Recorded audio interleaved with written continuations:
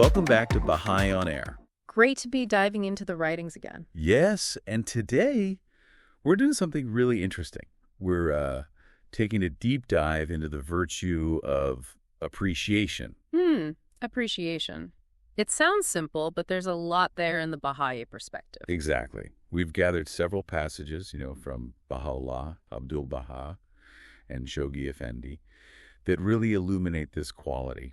And it's fascinating how they approach it from slightly different angles, but it all weaves together. Right. So our mission today is basically to unpack these passages and see what they mean for us, for our spiritual lives. It's more than just a feeling, isn't it? The writings present it as like a fundamental part of spiritual growth. Definitely.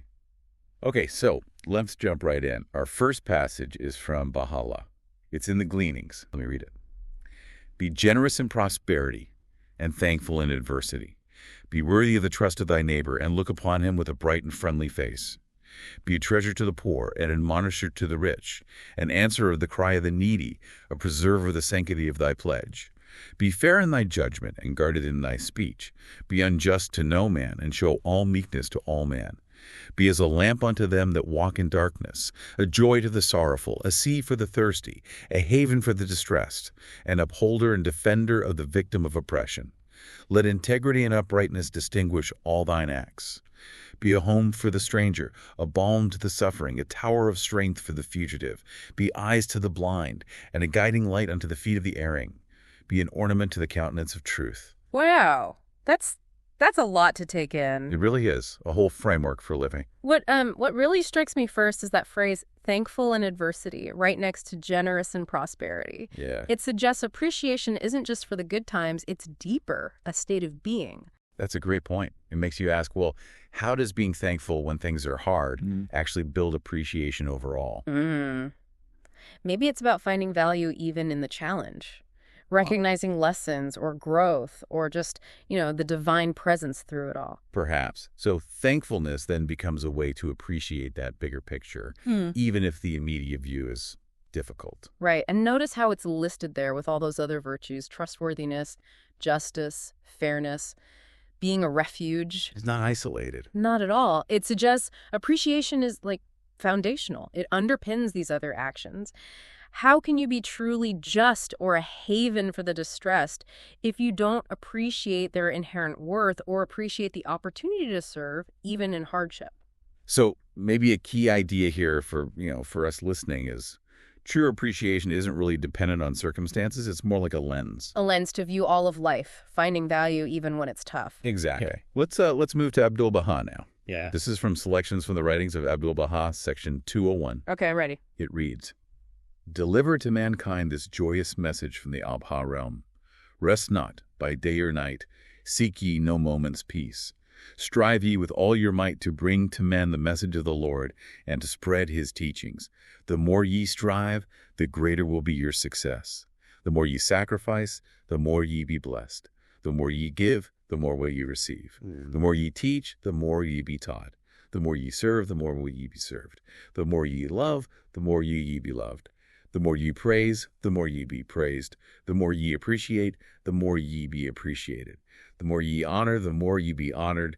The more ye glorify, the more will ye be glorified. The more ye exalt, the more ye be exalted. The more ye magnify, the more will ye be magnified. Oh, this one. It's so rhythmic, almost powerful. Yeah. It really drives home that sense of interconnectedness, doesn't it?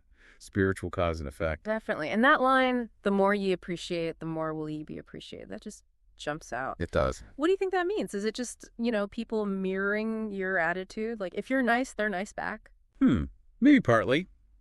But it feels like it could be something deeper. Like, when we genuinely practice appreciation, when we value the good in others, in situations, maybe we become more attuned, more open to receiving appreciation ourselves. So it's not just social dynamics, it's like opening a spiritual channel. Kind of. This whole passage emphasizes the giving and receiving principle. Love begets love, service leads to being served. Yeah. It seems appreciation works the same way on a spiritual level. So the insight might be something like, actively appreciating things actually draws more appreciation into your experience. Yeah, I think that captures it. It's not a zero-sum game. Right. It implies appreciation isn't some finite thing we hoard, The more you express it, the more it circulates and grows. It really reinforces how our inner state shapes our outer reality. It's a profound thought. Yeah. Okay, let's look at another angle from Abdu'l-Bahá. This is section 145 in the selections. Oh. He says, "One must see in every human being only that which is worthy of praise. When this is done, one can be a friend to the whole human race. If, however, we look at people from the standpoint of their faults, then being a friend to them is a formidable task. It is not possible to be a friend to a person who is the very essence of all faults. But if we look at them from the standpoint of their merits, then being a friend becomes easy. It is possible to find something worthy of praise in every human being. When this is done, one can be a friend to the whole human race. The more we search for good qualities in others, the more we find them. The more we look at people from the standpoint of their faults, the more faults we find.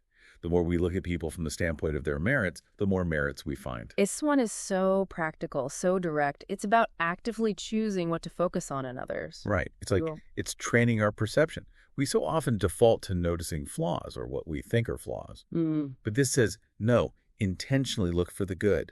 Seek out what's praiseworthy. And the consequence is huge, becoming a friend to the whole human race. That's quite the outcome. It links appreciation directly to unity, doesn't it?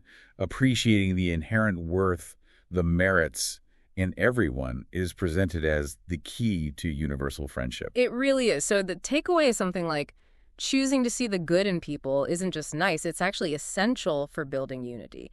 It fosters appreciation, yes, but it's fundamentally about connection. And it implies that what we look for, we find. Focus on faults, you see faults. Focus on merit. You find merits. It highlights the incredible power of our own focus in shaping our relationships and really our experience of others. Okay, one more passage for our deep dive today. This one is from Shoghi Effendi in The Advent of Divine Justice. Ah, from The Guardian. Different context to go. Yeah. Yes.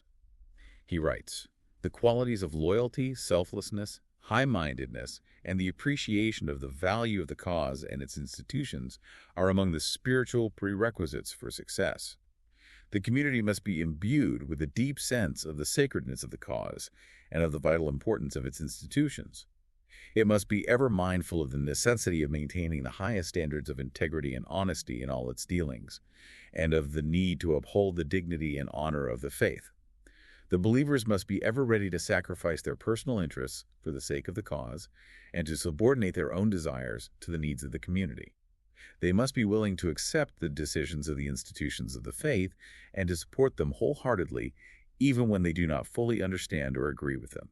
So here, appreciation gets very specific. It's focused on the appreciation of the value of the cause and its institutions. Exactly. And it's listed as a spiritual prerequisite for success. Why do you think that specific appreciation is so vital? Well, it makes sense, doesn't it? If you don't truly appreciate the purpose, the significance, the divine origin of the faith and its structures, Then loyalty, selflessness, sacrifice, those become much harder, maybe even feel forced. right, that appreciation seems to be the engine. It's the why behind the commitment, the service, the willingness to uphold decisions, even when they're difficult. It fuels everything else. So it's not just intellectual agreement, it's a deeper valuing. Precisely. It's recognizing the wisdom and importance, which then inspires that wholehearted support. A key point here seems to be appreciating the Baha'i cause and its institutions is fundamental for both the community's progress and our meaningful participation in it. Okay. So we've looked at thankfulness and adversity, the reciprocity of appreciation, focusing on merits, and valuing the cause. If we try to synthesize all this, what are the core aspects of appreciation in the Baha'i view? Well, pulling these threads together, it seems appreciation is really dynamic. It's multifaceted. It includes gratitude, yes, especially in difficulty. It involves actively seeking and valuing the good in every single person. Right. It means deeply understanding and valuing the Baha'i faith itself, its purpose and structure. And it recognizes that appreciation generates more appreciation. It's not passive. It's an active stance, a way of engaging. So how does cultivating this active appreciation, how does that help us grow spiritually? Yeah. And how does it help the community? Fundamentally, I think it shifts our focus away from negativity, away from self, towards gratitude, towards seeing goodness, towards connection. That shift itself sounds like spiritual growth. It is. It fosters humility, love, unity within us. And for the community, when individuals share that deep appreciation for the cause, for each other's merits, for the institutions, well, that strengthens the entire foundation. Makes it more cohesive, more effective. Exactly. More capable of serving humanity, which is the whole point. So appreciation works on all these levels: personal, interpersonal, communal, and they all reinforce each other. Wow. This deep dive really shows appreciation isn't just a minor virtue. It's, Right. well, it's central. It truly seems to be an active, vital part of the spiritual path laid out in the writings. Well, this has been incredibly insightful. We hope this exploration of appreciation has given you, our listeners, some valuable things to think about. Indeed. These passages are a powerful invitation, really, to consciously practice appreciation in all parts of our lives. Thank you for joining us on this deep dive. We really encourage you to reflect on these ideas and maybe find ways to cultivate more appreciation day by day. Please join us again next week on Baha'i On Air as we continue our devotional focus with another deep dive into the sacred texts.